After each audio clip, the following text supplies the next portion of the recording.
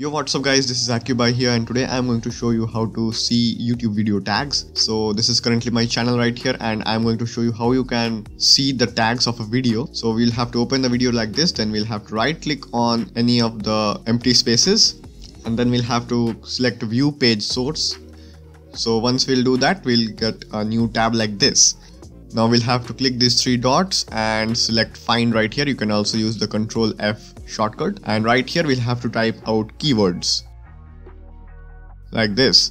So now that we have highlighted keywords right here, as you can see, these are the actual tags which I have used in the video. They are separated by commas, and right till here these are the tags which I have actually used in the video. So like this you can view the tags of a video without actually using any of the Chrome extensions.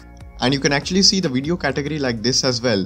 So if we just replace this with category, as you can see, it says how to and style right here. This is a code for the symbol of and. So this way you can see the category of the video as well. So this was it guys. I hope you liked it, and I'll see you in the next video.